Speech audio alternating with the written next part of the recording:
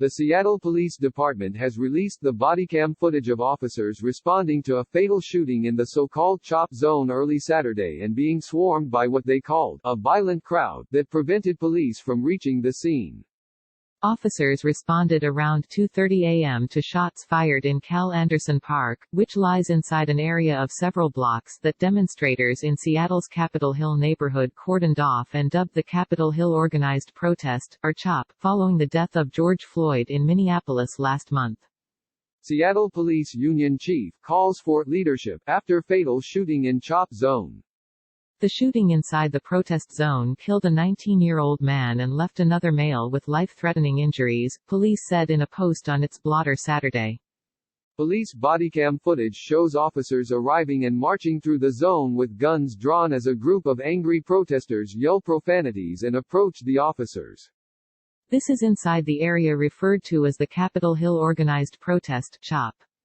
The department said, officers attempted to locate a shooting victim but were met by a violent crowd that prevented officers' safe access to the victims. An officer in the video can be heard saying through a bullhorn, "Please move out of the way so we can get to the victim. All we want to do is get to the victim and provide them aid." Several protesters can be heard yelling at the officers to put your guns down. They can also be heard telling officers the victims had already been taken to the hospital. Officers later learned that both victims had been taken to Harborview Medical Center by CHOP medics, police said. The 19-year-old died of his injuries at the hospital, and the other male was in critical condition in the intensive care unit. Seattle man says he was detained, threatened inside CHOP while live streaming protests, report. As police were retreating from the zone, the video shows a group of protesters forming a chain around a police vehicle to stop other protesters from following the officers. No suspects have been arrested and investigators had no description of the shooter or shooters as of Saturday afternoon, police said. Homicide detectives responded and are conducting a thorough investigation, despite the challenges presented by the circumstances, police said. Following reports of the shooting, Seattle Police Officers Guild President Michael Solon told Fox News that violence has now besieged the area known as CHOP, and it is no longer the summer of love, it's the summer of chaos. In the hours after the shooting, the scene in the protest zone was quiet.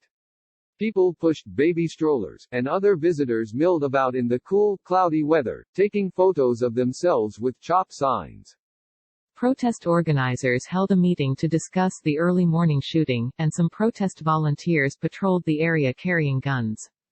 They did not interfere with anyone entering or leaving the zone.